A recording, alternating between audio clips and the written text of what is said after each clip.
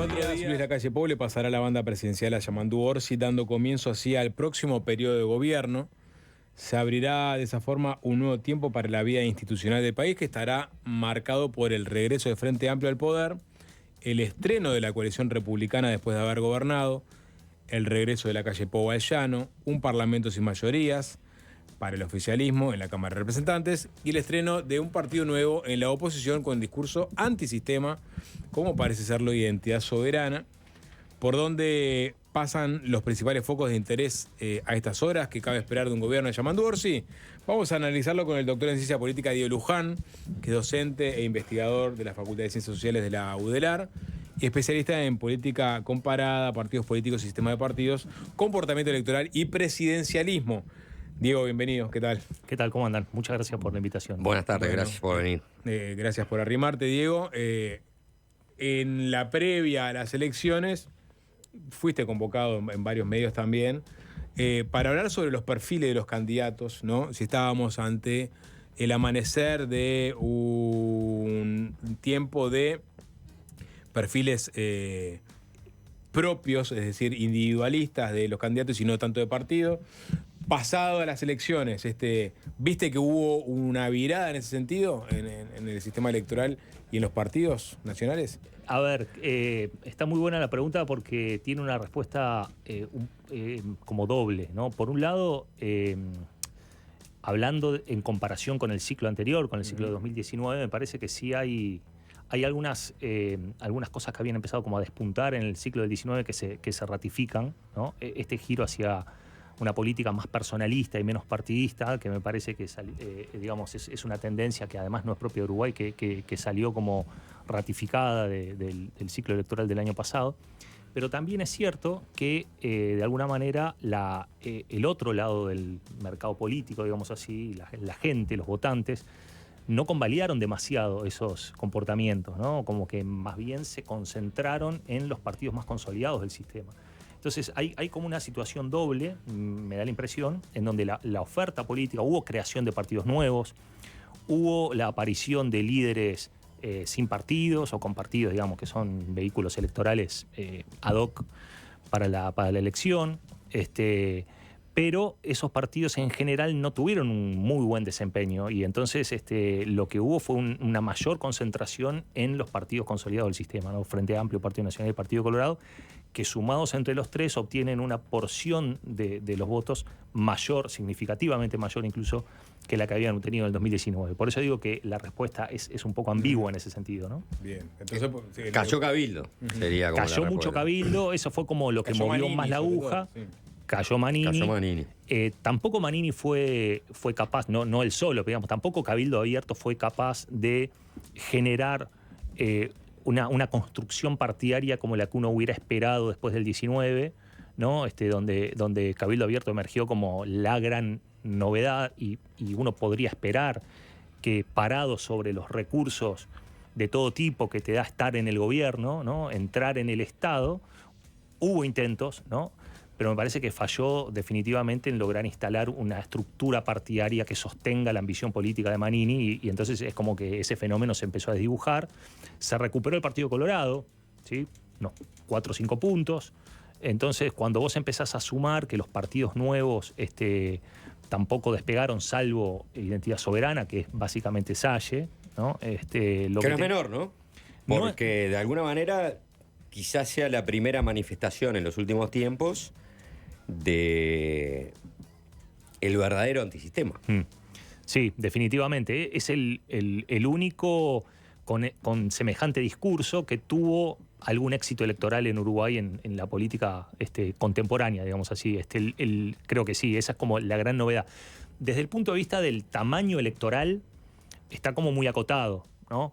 Pero es cierto que logró llegar al Parlamento, y de hecho quedó bastante cerca de tener una banca en el Senado, con un discurso decididamente antisistémico, que no es lo mismo que había pasado en su momento con el Partido de la Gente, con Novik, ¿no? O con Manini, que si bien... Tampoco con Vega, porque yo creo que Vega se insertaba un poco más en una tendencia ecologista. Totalmente. Después cambió durante la legislatura, pero era como ese voto verde que estaba presente y Sí. que todavía no estaba bien canalizado en Uruguay. Sí, y de hecho el Peri o Vega, digamos así, es típicamente, o se presentó al menos en su momento, como un partido de nicho, ¿no? Es esto, es un partido en donde lo que importa es la ecología, el medio ambiente y promover esa agenda. Salle tiene una agenda que es difícil encapsularla en un asunto. Es más una forma que un asunto, ¿no? Es una impugnación general del establishment. Son fenómenos que se ven... Del establishment mundial. Es eso, Claro. porque justamente eso iba, ¿no? Son fenómenos como globales que se van replicando con mayor grado de éxito en distintos lugares, pero que uno ve que hay un discurso que crece en el mundo que no es tanto de derecha o de izquierda, aunque por supuesto podemos profundizar en eso, tiene componentes identificables desde el punto de vista ideológico, pero sobre todo se caracterizan por una forma de comunicación, por una forma discursiva que impugna lo establecido. Claro. Para todos lados, ¿no? Para todos lados, sí, sí, sí. Y lo impugnas desde, como decís vos, desde lugares que pueden ser perfectamente de derecha o de izquierda, de lugares que pueden ser nacionalistas. Ayer hubo una reunión en el edificio Alemania donde se estaba dando la transición, donde se hizo la presentación formal del gobierno electo de los cargos que le van a dar a la oposición de Contralor. Y Salle no iba a ir a esa reunión. Y obviamente que fue para buscar su momento. Sí. Y claro que lo logra porque es el único que ya de pique no dijo que no iba a aceptar ningún cargo en este gobierno y en la reunión que marcó en su discurso, habló de ideas foráneas, ¿no? Sí. Entonces habló de nacionalismo. Eso, hay una visión que incluso es soberanista en el sentido, bueno, de hecho está en el nombre Identidad soberana. del partido, ¿no? De reivindicar la soberanía nacional en el sentido de que la política nacional pueda mover el statu quo hacia donde, digamos, de manera autónoma casi, ¿no? Que es un poco una ilusión en estos tiempos, ¿no? Porque en realidad ni las grandes potencias pueden del todo aislarse de los fenómenos transnacionales, ¿no? Y de los flujos de comercio y de la geopolítica, pero está esa reivindicación un poco nostálgica y un poco fantasiosa de que es posible que un país como Uruguay mantenga una soberanía a toda costa. Pero ¿no? digo, ahí yo pensaba, ¿no? A diferencia de otros candidatos que tienen como discursos que generan un enemigo que es más tangible, es más cercano. En el caso de Salle, Identidad Soberana tiene un enemigo a vencer que es más intangible, más etéreo, por más que tiene nombres concretos, pero es la cleptocorporatocracia. Sí, o la Agenda 2030. Es decir, y son centros de poder que no están muy bien, el grupo de Bilderberg, es decir, a lo que voy es... El club. El club de Bilderberg, claro, el grupo, es lo mismo. No, exactamente. En el club de Bilderberg se van a enojar contigo por más que nunca se enteren de tu confusión. Pero a lo que voy es, eso no le da a Salle perpetuidad, es decir, porque vos te presentas, Manini, por ejemplo, ¿no? Se acabó el recreo, y no se acabó el recreo, y perdés digamos, credibilidad, por decirlo de una forma. En cambio, Salle tiene un enemigo que es inalcanzable y siempre va a estar ahí, entonces siempre va a poder presentarse como el enemigo de esa cosa. Entonces le puede dar más continuidad en el tiempo. La tiro como una reflexión. No, está bien, comparto, me parece que es parte de una construcción que le permite una cierta comodidad. También es cierto que con independencia de la ambigüedad de ese enemigo que construye, que es cierto, ¿no? Es como intangible. Casi como una entelequia. Claro, pero más allá de eso, en la propia postura antisistémica hay una zona de confort, ¿no? Porque en realidad no hay, digamos, es como que a vos no te van a pedir cuentas por nada. Claro, eso es interesante lo que decís. ¿No? Vos imaginate a Salle en el 2025. Cuando le digan, ¿usted qué hizo? Y él va a decir, y nada, si no me dejan hacer nada. Exacto. Yo lo único que pude hacer es lo que hice, ejercer la voz, mostrar, exhibir la corrupción o los acuerdos, ¿no? Que hay en los grupos que realmente dominan la política y nada más. Y entonces hay como esa zona de confort, ¿no? Está bueno lo que decís de la zona de confort, porque es como sería lo contrario a lo antisistema, ¿no? El antisistema, su objetivo sería transformar o destruir el sistema. En cambio, si existe la zona de confort, sería solamente un retórico. Totalmente. Y de hecho, creo que una de las principales diferencias que hay para ir un poquito más en lo profundo entre estas experiencias, a veces se compara, para mi gusto, de manera un poco errónea o rápida al menos, ¿no? A experiencias como la de Salle aquí en Uruguay, o Milei en Argentina, Bolsonaro en Brasil, poniendo todo en una misma bolsa. Trump, tienen sus diferencias, ¿no? Porque, por ejemplo, Milei es un tipo que impugnó el establishment, desde luego, desde un punto de vista incluso moral, ¿no? Pero que tenía algo para proponer. El tipo decía, nosotros queremos instalar esto. Claro. A uno le puede gustar o puede no gustarle, pero él te mostraba un destino, ¿no? Hay otras experiencias, para mi gusto, como lo de Salle aquí, incluso por una cuestión hasta de tamaño. Si Salle te muestra un camino, alguien podría decir, bueno, pero vos tenés el 2% de los votos, digamos. Entonces hay una rebaja ahí también desde el punto de vista electoral, pero aún así uno podría decir, este es nuestro proyecto, este es nuestro horizonte y vamos, este es nuestro destino final. Yo creo que a las posturas como que son puramente antisistemas les falta eso, ¿no? Prometer o proponer algo hacia un punto de llegada, ¿no? Me parece que ahí es donde fallan estos experimentos que se quedan siempre con una porción del electorado que no les reclama ese punto final, ¿no? Es claro. Porque, y que votan como con la bronca. Pero sin embargo, y el otro día no, ayer mismo, cuando estaba mirando el informativo, ya no sé si el informativo estaba mirando, no importa, en las redes sociales, la salida de Salle del lugar. Y nos estamos concentrando mucho en Salle, que es lo que tiene Salle. Como es el único antisistémico, logra llamar la atención. Tiene, como vos decís, una zona de confort que es, pero antisistémico. Al final no lograste hacer nada para cambiar el sistema. Es que no puedo, porque tengo solamente el 2,69% de los votos. Y porque mi enemigo es global. Pero pará, yo voy a agregar algo que para mí es mucho más importante que el enemigo sea global y que vos nunca, desde un país como Uruguay, puedas ejercer, ¿no?, injerencia, básicamente, en cambiar al enemigo global. Pero lo que sí necesitas, y creo que en eso Salle va a ser muy exitoso, es coherencia. Vega no tuvo coherencia y perdió la banca. Salle ya va a mantener su coherencia, porque él es una persona muy inteligente, y manteniendo su coherencia, ya le puede dar para subir un escalón más y en el 2025 llegar al Senado. Es que en condiciones de normalidad o sea, perfectamente posible eso. Y de hecho, también es posible que aún... No quiero concentrarme específicamente en Salle en el sentido de esta predicción. No es ninguna predicción, es simplemente un análisis. Es decir, las experiencias antisistémicas suelen alimentarse de grandes fallos sistémicos, precisamente por eso, ¿no? Cosa que en Uruguay no existe por ahora. ¿Por qué en Uruguay? Un poco lo que decía al inicio, ¿no? Es decir, los partidos nuevos que sí se crearon, que sí aparecieron, no tuvieron una convalidación electoral muy grande. Y es lógico que no la tengan porque no hubo una falla sistémica. Es decir, la provisión de los bienes públicos que la sociedad recibe de la política del Estado no son de una calidad, digamos, a todas luces inferior. Hay déficit, desde luego, ¿no? Pero digamos, vos no estás en Argentina en diciembre del 23 donde se prendía fuego todo. Entonces, los antisistémicos están como acotados estructuralmente.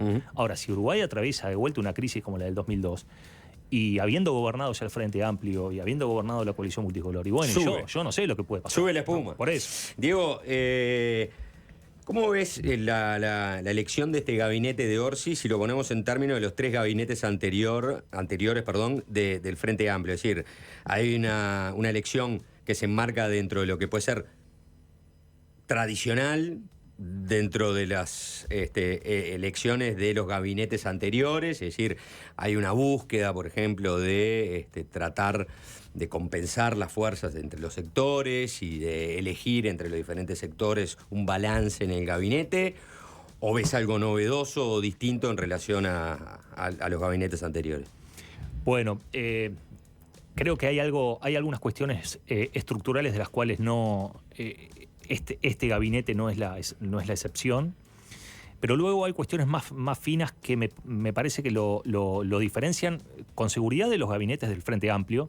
En algún sentido lo asimilan en algo, ahora les voy a decir que al gabinete del actual gobierno, el que se está yendo.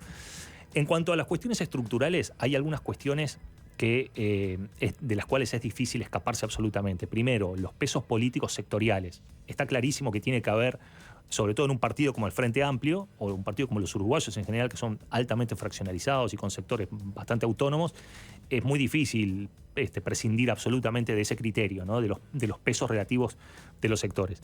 Me parece que lo respeta razonablemente bien. El segundo punto tiene que ver con algo específico del Frente Amplio, que tiene que ver con la paridad de género, ¿no? Que también es como otro asunto que para el Frente siempre fue muy importante, como partido, durante la campaña fue importante, no hay una paridad, pero sí claramente hubo una preocupación respecto de tener más o menos equilibrado el gabinete en ese sentido. Y el último punto estructural creo que tiene que ver con cierta especialización de los individuos seleccionados en ciertos temas. Es bastante claro que fue un criterio que estuvo sobre la mesa. A lo mejor no ser experto, sí, pero a lo mejor en su carrera legislativa haber trabajado en comisiones vinculadas al ministerio que le fue asignado, etcétera, ¿no? O sea, pesos relativos, paridad y cierta especialización. Eso, creo que eso está más o menos en línea con lo que habitualmente se tiene en cuenta. ¿En qué me parece que innova o sigue innovando este gabinete?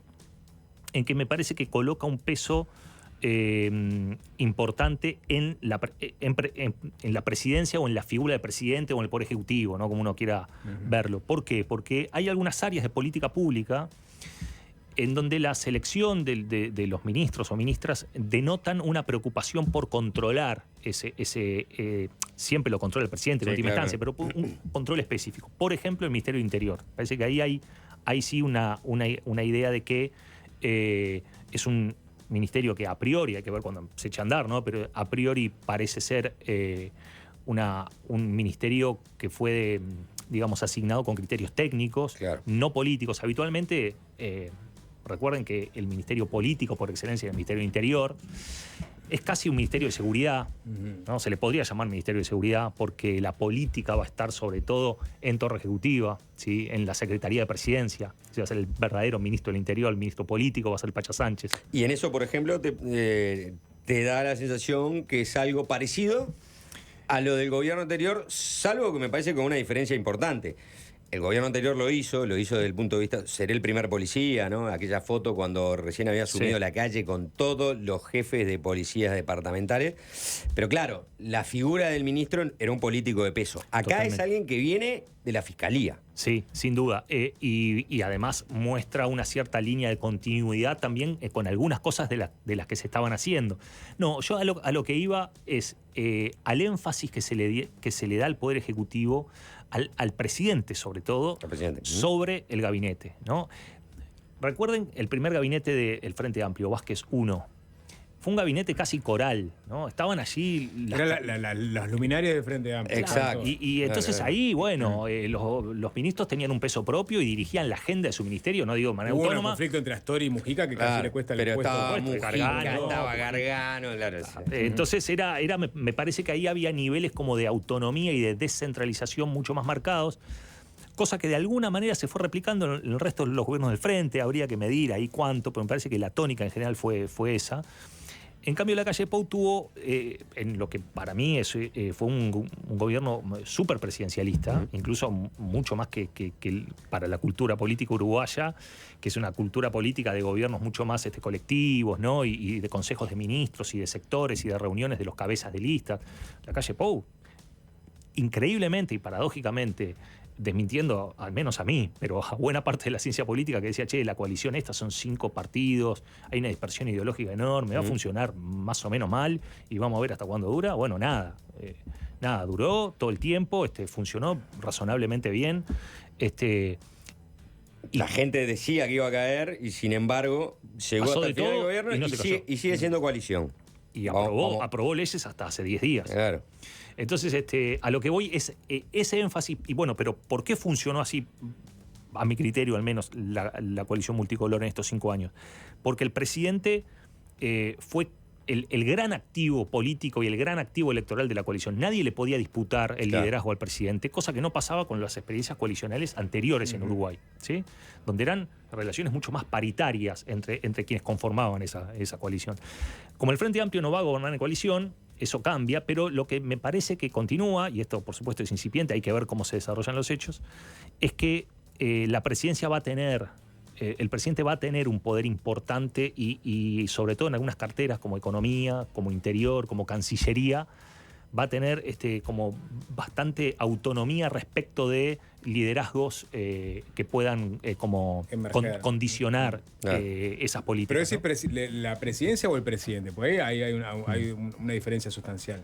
Sí. O sea, estás viendo una presidencia, un triángulo bien marcado, ¿no? Con Orsi, con Pacha Sánchez, que es, digamos, no sé si el cerebro político, pero claramente es una persona con mucha ascendencia en el Frente Amplio, y Jorge Díaz, que obviamente seguramente esté encargado de atajar todos los penales judiciales que le pueden llegar al gobierno y otras cosas. Jorge Díaz, prosecretario de la República. Exactamente. Y la otra cosa es decir, no, el presidente y abajo Sánchez, Díaz y abajo los ministros.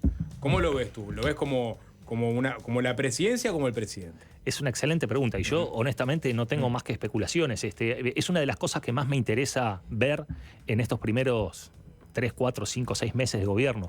Yo creo que lo que nos va a dar la respuesta a esa pregunta es la primera crisis, ¿no? Claro, claro. La calle Pou se recibió de presidente con la pandemia, muy rápidamente, incluso para sorpresa de muchos, ¿no? Mostró un don de mando y una capacidad de comunicación y de liderazgo que muchos dudaban o dudábamos. Entonces, es una muy buena pregunta. Hay muchos libros, ¿no?, con los cuales contestar eso. Maquiavelo, ¿qué te dice? Bueno, hay que cuidarse de los enemigos, pero más hay que cuidarse de los amigos. El buen líder político, el que tiene dotes de liderazgo, es el que mantiene a sus enemigos controlados, pero más mantiene controlados a sus amigos. Entonces, ¿cómo va a ser la relación Orsi-Pacha Sánchez? Preguntar a Stalin, ¿no? Bueno, por eso. No, pero digo, es un dilema, dilema propio de cualquiera que ejerza el poder. Sí, tal cual. ¿No? Entonces, ¿cómo va a ser esa relación? ¿Va a ser una relación, digamos, virtuosa, en donde Sánchez va a trabajar lealmente para el gobierno de Orsi? ¿O va a ser una relación, digamos, algo más ríspida, en donde Orsi va a tener una agenda y Sánchez le va como a filtrar algunas cosas y va a trabajar más para el partido? O eventualmente para su propia figura. Pero ¿no? hay que mencionar, me parece, un agregado que entiendo yo, que es inédito, ¿no? Porque me da la sensación que desde que tenemos esta constitución electoral, jamás un secretario de presidencia se transformó en un candidato. O sea, una figura política que salió de ser justamente un vocero o un articulador o un lugarteniente de la presidencia. Muchas veces desconocido para la opinión pública. Muchas veces desconocido para la opinión pública. Hay algunos con perfil más alto, con perfil menos alto. Yo creo que Canepa tuvo una función muy importante cuando lo fue para Mujica. Pero jamás había pasado que pronto el secretario de presidencia apareciera como una figura estelar.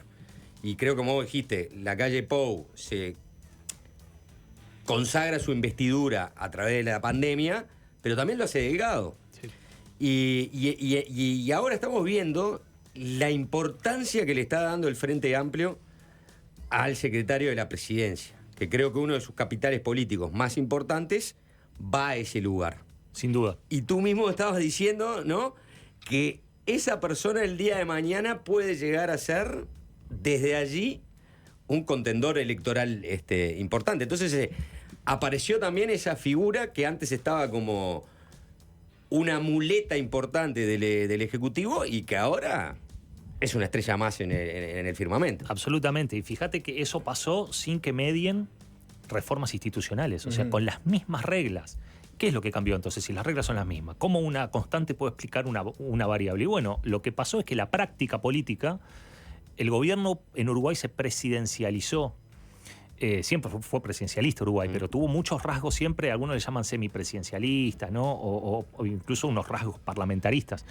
Yo creo que la presidencia de la calle Pou fue una novedad en el sentido de la práctica del gobierno, ¿sí? Esa presidencialización lo que hizo fue habilitar en el Poder Ejecutivo el centro de gravedad del gobierno. El Parlamento no estuvo el centro de gravedad del gobierno. Ahora, dicho esto, también es cierto que los partidos que llegan al gobierno son distintos. Es decir, una cosa es ser el presidente de un partido como el Frente Amplio, y otra cosa es ser el presidente de un partido como el Partido Nacional y mucho más en un armado coalicional, ¿no?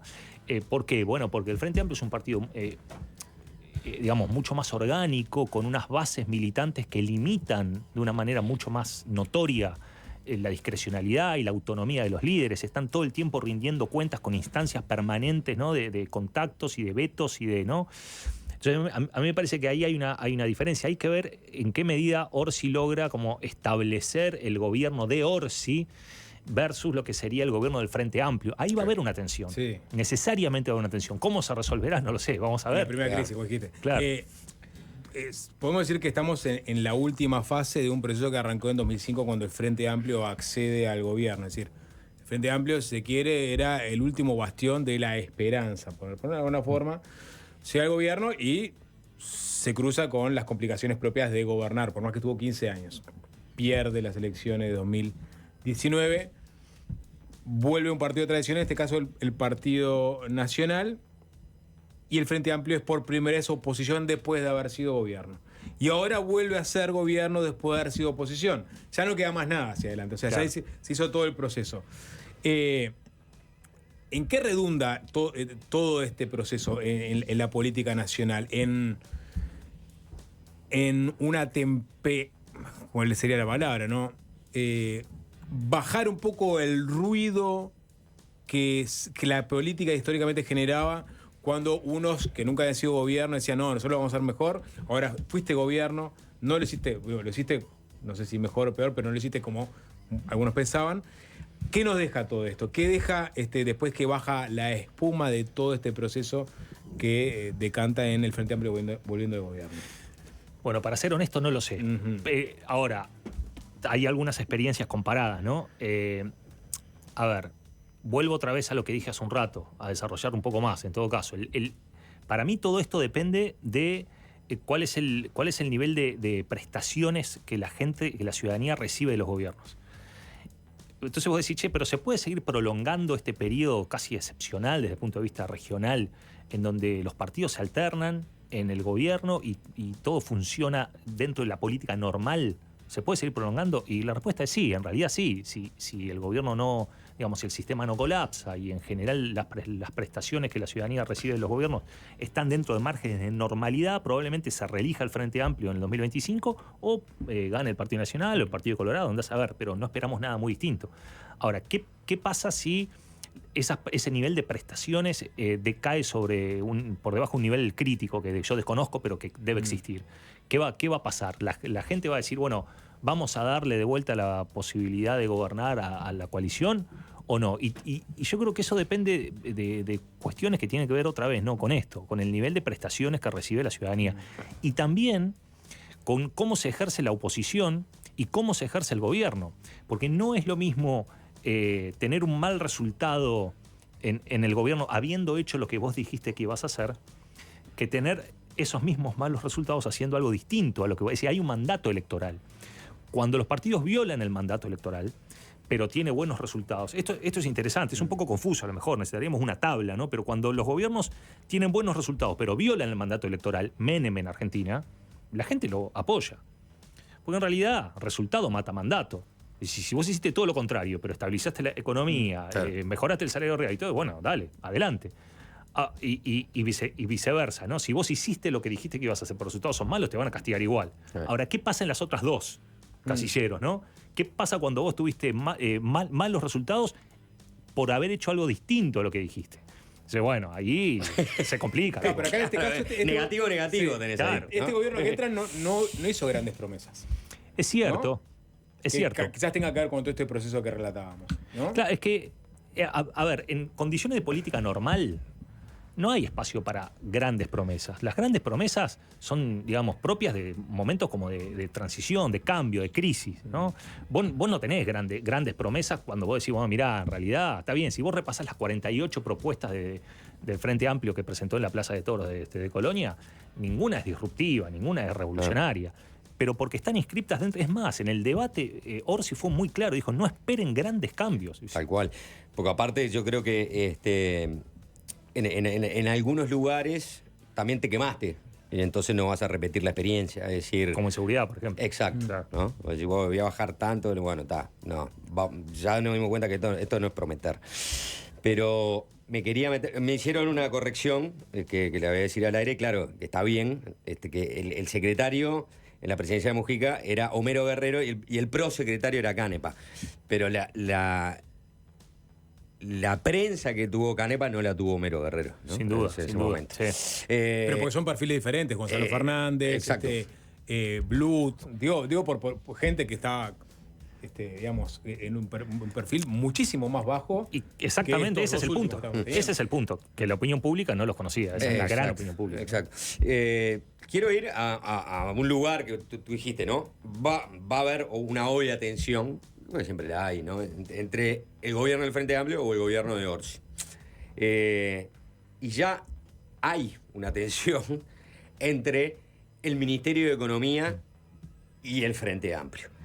Y eso va a ser como uno de los puntos muy interesantes de ver. Y hago un pequeño prólogo para después ver tu opinión. Hablando con un dirigente del Frente Amplio, en determinado momento me dijo, una de las cosas que hizo bien el gobierno de la calle fue lo que hizo con el Ministerio de Economía. Y nosotros vamos a hacer eso, que es al revés de la lógica del Frente Amplio. En lugar de un ministro de Economía, como estuvimos acostumbrados, que tenía apoyo político, porque si era Lorenzo, era porque Astori estaba detrás de Lorenzo, y si era Astori tenía el peso político en el Parlamento, pero ahora no. La calle puso a Susana Arbeleche, que es una técnica, que nadie la conocía, si bien venía de una gestión en el Ministerio de Economía, puesta allí en algún momento por Astori, en la oficina de deuda, y el presidente se puso al frente y dejó, ¿no?, que Economía trabajase a las anchas de Azucena. Y Azucena recibió un montón de críticas de la coalición. ¿Por qué? Porque, bueno, tuvo el respaldo del presidente para cerrar, abrir la canilla a su antojo. Es más, estamos viendo cuentas pendientes a Economía, inclusive ahora en el final, con los 160 millones de dólares de pago de disponibilidad por el uso de la vía del ferrocarril central, que Economía no le dio al Ministerio de Transporte para que el Ministerio de Transporte le pagara al Grupo Vía Central. Este gobierno fue un poco por ese esquema. Puso a Gabriel Odone, que si bien es un frente amplista, la gente no tiene por qué saberlo ni sabrá que fue, por ejemplo, afiliado al Partido Socialista hasta que se desafilió. Y ahora Odone va marcando un rumbo, él tiene un rumbo, tiene una agenda, ¿no? Es decir, él dice, bueno, ¿cuál es el gran salto por Uruguay? En vez de las grandes promesas, crecer al 3 o 4% durante 5 o 6 años, para dar un pequeño salto y poder, bueno... Y entre las cosas que él tiene en la cabeza, hay una ya, por ejemplo, que marcó las diferencias en la interna del Frente Amplio, la desindexación de salario. ¿Cómo ves ese esquema que se planteó de un Ministerio de Economía con una figura muy técnica, pero con convicción? Es una persona con convicción, con un presidente que lo eligió él, más lo eligió el secretario de Presidencia, Alejandro Sánchez, y con un Frente Amplio que todavía lo mira como diciendo, bueno, vamos a ver. Bueno, es muy interesante, es una de las puntas interesantes que depara este inicio de gestión, ¿no? Porque de hecho yo diría, a Odone lo eligió, es cierto, Orsi, Pacha, pero lo eligió Mujica también, ¿no?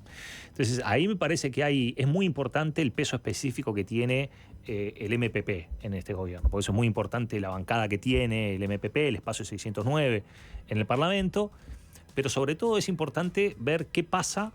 Por ejemplo, yo no escuché a Orsi reaccionar a este asunto de la desindexación. Lo escuché a Castillo, lo escuché al Pacha, que dijo no estoy de acuerdo, escuché a otros interlocutores importantes del Frente Amplio, pero no lo escuché al presidente.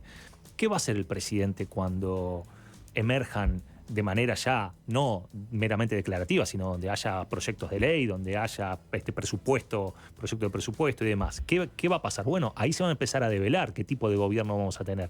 A mí me parece que en la construcción estoy de acuerdo. Hay una idea de dotar al Ministerio de Economía de un individuo que me parece muy reconocido desde el punto de vista técnico, con mucho prestigio además, no solamente en el Frente Amplio, sino mucho más allá. Entonces me parece que ahí hay una figura parecida a la de Astori en su momento. La diferencia, es verdad, es que Odone no tiene un peso político como el que sí. Ni una trayectoria. Ni una trayectoria como la que tenía Astori. Entonces ahí el escudo va a ser el MPP. Pero bueno, ahí va a haber tensiones, necesariamente va a haber tensiones, que son una instancia más de esto que estábamos hablando, ¿no? Porque muy probablemente parte del Frente Amplio vaya a querer condicionar la gestión económica, ¿no? Y hay que ver hasta cuándo resiste. Yo siempre recuerdo, Astori puso su renuncia a disposición en algún momento y dijo, bueno, si no es por acá, yo me voy. Entonces, tampoco es tan simple condicionar al ministro de Economía, porque que se vaya el ministro de Economía y si se va además buena parte del equipo económico con él, es un cimbronazo muy fuerte para un gobierno. Entonces, allí, más allá de que no tenga un peso político propio, me parece que va a haber, digamos, es como que los dos bandos tienen muchas cartas, ¿no? Claro. Está Hay que ver cómo conversado se esto juega. también, obviamente está conversado, o sea, hasta dónde puede, o sea, Odone dirá, bueno, yo tengo irrenunciables, es decir, cosas que yo no puedo renunciar por mis convicciones y las voy a enunciar, ¿no? Retóricamente, por más que después no lo sea en práctica, ahí me saldrán a cruzar, ¿no? Como está pasando ahora con... Y hay cosas que, bueno, transará, digamos, internamente. Pero además, a ver, en economía es muy importante, son muy importantes las declaraciones. A veces uno las trivializa, ¿no? Pero los mercados son muy sensibles y entonces, aunque el ministro designado sepa que algunas declaraciones no van a ser del agrado de la barra del Frente Amplio, le está hablando a otra audiencia. Entonces, muchas veces eso es algo que está hecho ex profeso, ¿no? Y vos, ahí te voy a preguntar, ¿vos creés que esta declaración que hizo Odone, porque, bueno, hay diferentes posibles escenarios, ¿no? O sea, él va en perspectiva y dice una cosa que es hablar de la necesidad de desindexar los salarios, no todos, desindexar parte de la economía y entre ellos los salarios, no lo que están más sumergidos. Eso iba a tener un evidente impacto. Pero uno dice, Odone habló como economista, todavía está reconociendo el terreno político. Odone habló como político, como decís vos, está hablando con una audiencia y sabe que va a haber reacciones dentro del Frente Amplio, pero lo quiere. ¿Cuál de los escenarios te parece más factible? Digo, es una cuestión de especulación, porque Sí, pero eso lo tendría que decir Odone. Sí, habría que preguntárselo, ¿no? Pero a ver, más allá de eso, mi especulación es que es más lo segundo, ¿no? Es decir, yo creo que los economistas saben que las declaraciones generan impactos en los mercados. Probablemente Odone, además, es un individuo que conoce mucho la economía política de todas estas cuestiones. Y yo creo que acá hay un problema de economía política, es decir, es un problema, a lo mejor económicamente está bien, si vos haces las cuentas, lo que propone Odone está bien. Y no en vano lo dijo después del cierre de Yasaki, ¿no? Claro, digamos, y ya empezando como a prever también la ley de presupuesto, ¿no? Exacto, que es la primera gran batalla. Claro. Entonces, es una forma también de decir, che, yo estoy acá. No, es decir, vamos a negociar, pero yo empiezo acá. Exacto. Y después vamos a ver a dónde llegamos, ¿no? Entonces yo no creo que haya habido algo, no creo que haya sido un descuido, ¿no? Claro. Sino que creo que fue algo expresado en términos personales, pero que también anticipan posibles conflictos que se van a presentar. Yo te marco desde dónde voy a salir, después vemos en el medio dónde nos vamos a encontrar. Exacto. Hay una dimensión que recién ahora está emergiendo, que es la dimensión de la opinión pública. Hasta hace un tiempo, bueno, Odone en principio iba a ser el posible ministro de Economía, después, bueno, gana el Frente Amplio, va a ser el ministro de Economía, pero todavía no asumió, ahora está a las puertas de asumir, y ya sus declaraciones empiezan a tener eventualmente costos políticos para el gobierno entrante. Claro. Hay que ver por el 1 de marzo cuánto pesan esos costos políticos a la hora de salir a cruzarlo o no, por ejemplo, ¿no? Sí, y también, si me permitís, yo creo también, a lo mejor es un poco mal pensado, pero pienso que también fue una forma de medirle el aceite a los dirigentes del Frente Amplio, dónde están, es como una forma de ordenar también, ¿no? A ver quién me va a salir a matar, quién me va a salir a respaldar y quién no va a decir nada. Pues Por ya eso- había hecho esto, perdón, esto hace unos meses, en agosto había salido y todavía no era el ministro designado. Se Y hablaba de que podía y ser, salió claro. Pereira, salió Castillo. Sí. El segundo round salieron todos y más. Pero el presidente Se todavía... agregaron Se otros. agregaron otros. Y que el presidente no haya reaccionado Bueno, es una señal. Es una señal. Uno puede decir, el presidente se está preparando para la fiesta, que podría ser un caso, pero seguramente tiene que ver con, bueno, no es momento de desautorizarnos Exacto. mutuamente. Exacto. Para marcar la cancha, por algo existe un secretario de Exacto. presidencia. Diego, te quedas unos minutos más, hacemos una tanda. Estamos ¿Cómo no? hablando con Diego Luján, doctor en ciencia política. Nos queda todavía hablar sobre esta particularidad que se nos viene por delante, que es un parlamento sin mayorías, un gobierno sin mayorías en el parlamento y digamos, el tenor negociador que va a tener que tener el Frente Amplio para sortear este escollo. Ya venimos. Y es fácil desviarse. Es fácil desviarse. Fácil desviarse. Seguimos conversando con Diego Luján, doctor en ciencia política, un poco anticipándonos a lo que se nos viene, que es, bueno, la definitiva asunción del Frente Amplio el 1 de marzo. Ya tuvimos la asunción del nuevo Parlamento, un Parlamento con estas características que señalábamos, Diego, que es un gobierno sin mayoría en una de las cámaras, lo que va a hacer que sí o sí tenga que negociar, surcir constantemente. ¿Cómo te imaginas ese modelo de negociación? ¿Cómo te imaginas a la oposición negociando en bloque como coalición o dispersa? ¿Cómo te imaginas la productividad en este nuevo escenario de productividad del Parlamento? Bueno, varias cosas. Primero, creo que me imagino, pero no por una cuestión de que yo me lo imagine, sino porque la realidad marca un Parlamento muy hablado, ¿no? Mucho más que en todos los últimos periodos, en donde siempre hubo alguna mayoría con problemas y demás, pero mayoría al fin. Por lo tanto, es un poco lo que dijo Valdomir en la asunción. O sea, si cada uno se para en la suya, se paralizó el Parlamento durante 5 años, ¿no? Porque una de las cámaras no va a funcionar. Entonces, no, eso no creo que pase. Lo que sí va a pasar es que en la negociación va probablemente a impactar en alguna medida en la productividad, ¿no? Porque necesariamente la negociación lleva tiempo y el tiempo es el principal activo que tienen los parlamentos. Y entonces, si negociar te lleva lo que antes te llevaba 1 mes, ahora te lleva 3, y bueno, la productividad va a caer a 1/3. No, digo, es un número nomás al azar. Pero digo, espero que la productividad sea algo menor. También, a ver, es cierto que el Frente Amplio no va a tener mayoría en la Cámara de Diputados, le van a faltar 2 diputados. Ahí las alternativas son varias de cómo se puede armar esa mayoría, pero más allá de lo idiosincrático que pueda llegar a resultar cada votación, ¿no? Porque esta la voto con este otro la voto con 2 del otro partido, etcétera. Cuando me preguntabas recién si la coalición va a negociar como un todo, eso sería lo ideal desde el punto de vista de la oposición. El problema que yo veo para eso no es tanto una falta de voluntad, sino el hecho de que los partidos de la coalición tienen preferencias que están muy distantes en algunos asuntos, en otros no. Pero hay algunos asuntos en donde sus preferencias están bastante distantes. Vamos a recordar un par al menos. El proyecto de eutanasia, que fue bastante transversal, el Frente lo apoyaba en su totalidad o prácticamente en su totalidad, y el Partido Colorado tenía una parte que lo apoyaba y otro que no, y el Partido Nacional más bien que no, Cabildo no. Entonces, bueno, ¿qué va a pasar en un eventual proyecto donde se reflote esta idea? No va a poder negociar como un todo la coalición. ¿Qué pasa, por ejemplo, con el ingreso a la función pública en las intendencias? ¿No? Otra vez, fue presentado por un legislador colorado y promovido por un sector importante del Partido Colorado. El Frente apoyó enseguida, dijo nosotros estamos, el Partido Nacional más bien que no. ¿Qué va a pasar con ese proyecto? Claro, ahí uno intuye que hay 2 proyectos que van a ver la luz. Porque, por ejemplo, si la eutanasia casi la vio, tuvo media sanción en diputados y después, en realidad, la disputa se trataba si la apoyaba una senadora o no del Partido Colorado, que finalmente no la apoyó. Entonces, bueno, ahora en el Senado no es el problema, porque la mayoría del Frente Amplio lo apoyó en su totalidad, ese debería salir. Y lo mismo con el de los concursos para las intendencias, ¿no? Claro, lo que pasa es que ahí digamos, a ver, el primero es un proyecto que tiene que ver con cuestiones como de principios, ¿no? Claro. Filosóficas o religiosas en algunos casos, bueno, está bien.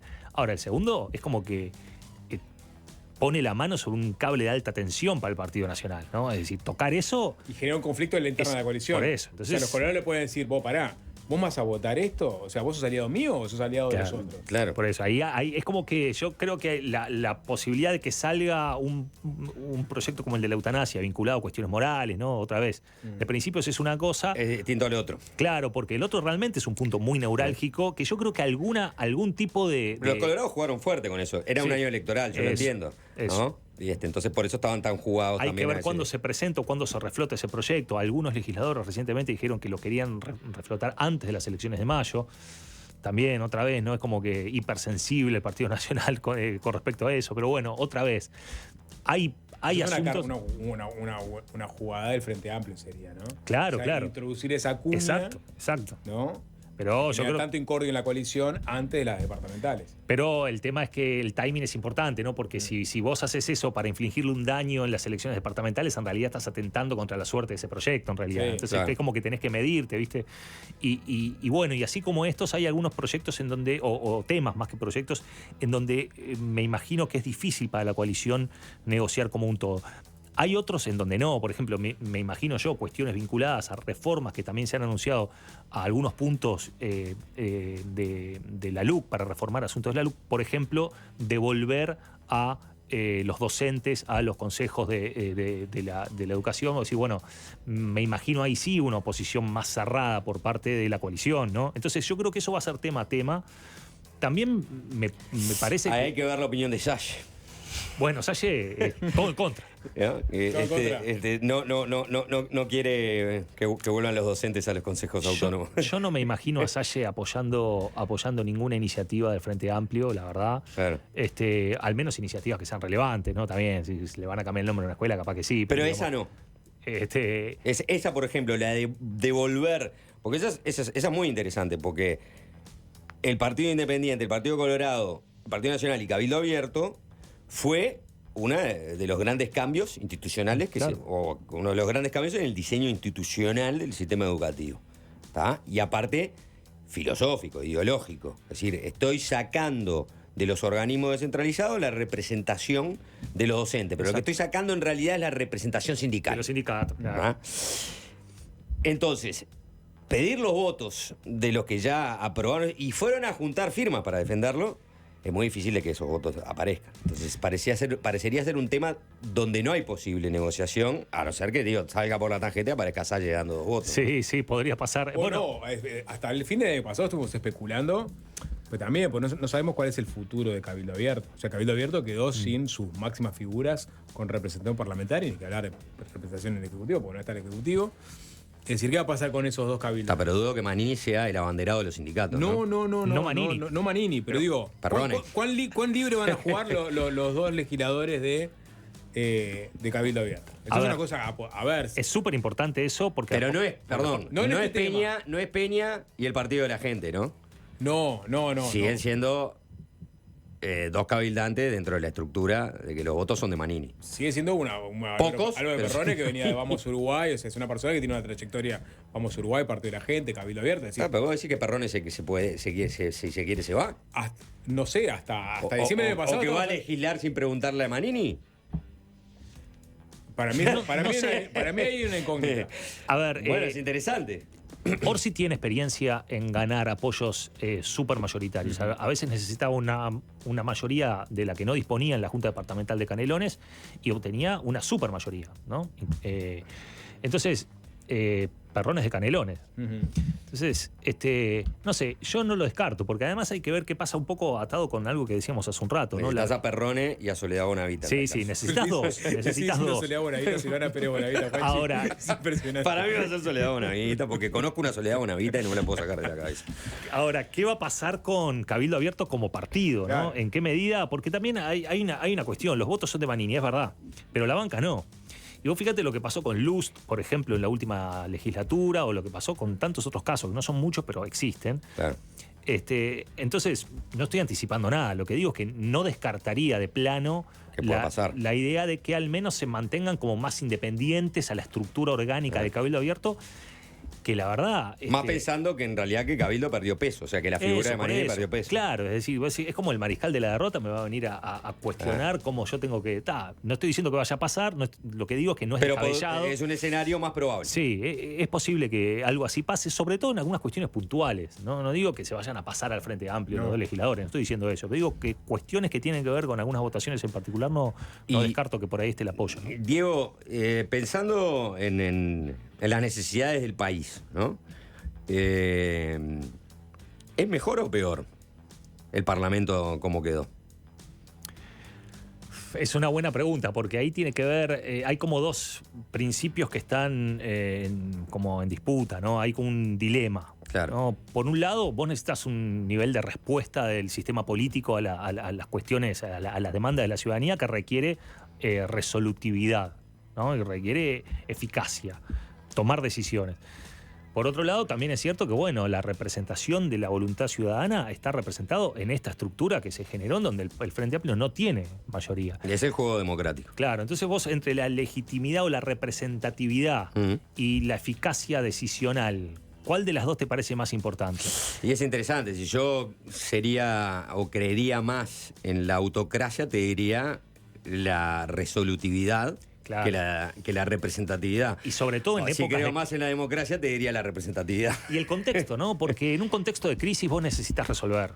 En un contexto de política normal, como el que yo les decía, que está circulando Uruguay, y ojalá que lo siga circulando, bueno, de pronto hay más espacio para detener un poco la máquina de decisiones y repensar un poco la representatividad de esas decisiones o la legitimidad de esas decisiones. Claro, eso es interesante porque si lo ponemos en términos de cómo viene evolucionando Uruguay, y hay algo que le rescato, por ejemplo, a quien va a ser el futuro ministro de Economía, que siempre cuando declaraba en diferentes entrevistas, él hablaba de lo bueno que es el consenso. Que Uruguay es un país de consenso, ¿no? O sea, el consenso es trabajoso, el consenso no es tan efectivo y resolutivo, pero el consenso permite avanzar cohesionado como sociedad. Ahora bien, dicho eso, también es verdad que parece que Uruguay, o podría ser que Uruguay, sea ese sapo que lo están hirviendo a fuego lento. Es decir, está bien, el consenso nos cohesiona, pero también el consenso nos detiene. Y si uno ve el Uruguay educativo de otros tiempos, dice, bueno, mirá, nos alcanzaron todos y nos pasaron, ¿no? En ciertos indicadores educativos. Mirá, Perú estaba allá y ahora no pasó. En términos relativos, digo, pero nos pasó. Mirá, Paraguay estaba allá y ahora nos pasó. Entonces, el dilema termina siendo un dilema importante, porque es una situación normal, pero quizás es tan normal que nos estemos cocinando a fuego lento si no tomamos más resoluciones rápidas. Sí, ¿no? sí, ni hablar. Es una discusión hermosa. Yo creo que Uruguay tiene la particularidad de ser un sistema, porque esto no es una cuestión de gobiernos. El sistema es un sistema muy responsivo, no me gusta la palabra, es como es una traducción gringa medio libre, pero es un sistema que está muy atento a las demandas de la ciudadanía y suele devolver decisiones respecto de esas demandas y además es un sistema que rinde cuentas. Ahora, es cierto que en algunas arenas de política, por ejemplo la política educativa, hay, me parece más bien, un bloqueo por falta de consenso. Porque, digamos, lo que vos tenés son proyectos alternativos que difícilmente puedan conjugarse en un proyecto común. Y además, habitualmente, yo al menos no creo mucho, ni me parece una cosa como muy buena cuando se habla mucho de políticas de Estado, porque en realidad la única política de Estado que realmente funciona, si vos querés, es la que se hace por defecto. Es decir, la que permanece en el tiempo. Claro, porque nadie lo quiere cambiar cuando viene, no porque no pueda cambiarlo, ¿no? Es decir, por ejemplo, algo podría estar pasando respecto de la política de seguridad, pero no necesariamente requiere un acuerdo explícito. Vamos a ponernos de acuerdo en esta mesa de que vamos a hacer esto. No, hay alguien que hace algo. Política de Estado es decir, bueno, lo que se hizo no lo vamos a cambiar. Claro.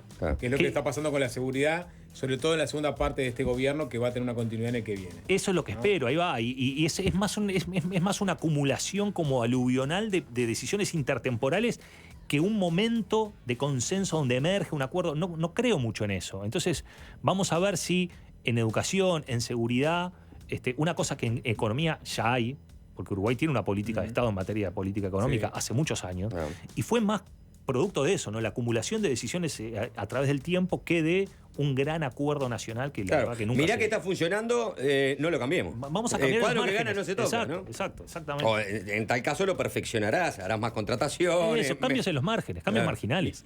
Y una más, digo, en este panorama tan complejo para el Ejecutivo que entra por, digamos, la correlación de votos en el Parlamento. ¿Qué herramientas tiene el Ejecutivo para gobernar, ¿no? Las herramientas clásicas que tiene, ¿no? Pero realmente podemos tener un Ejecutivo mucho más decretatorio, no sé si es la palabra, es decir, con más resoluciones, o sea, que salgan muchas más cosas por fuera del Parlamento. No, en Uruguay mi respuesta al menos sería no. Eso no puede ocurrir. El Poder Ejecutivo en Uruguay tiene muy bajo poder de mover la política de manera unilateral. Claro, Como ocurre en no otros tiene países. facultades súper especiales como en otro país. Claro. Lo que sí tiene, y a mí, si me apurás, yo diría, no sé por qué rápidamente algunos integrantes del Frente Amplio dijeron que no van a hacer uso de la urgente consideración. Me parece a lo mejor un poco arriesgado.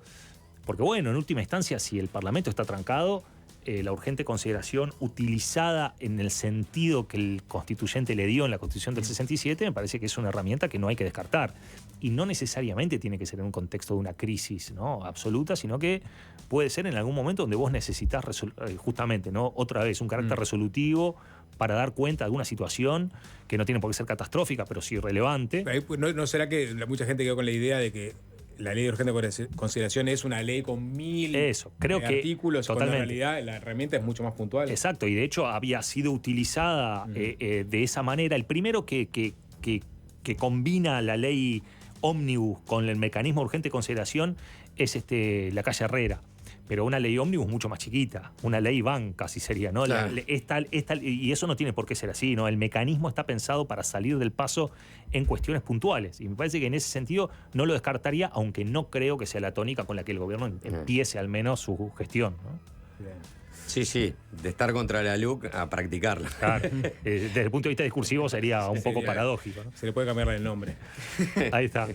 Diego Luján, doctor en Ciencia Política, gracias por estos minutos. Bueno, para facilitarse. Muchas gracias. Muchas gracias a ustedes. Fácil desviarse.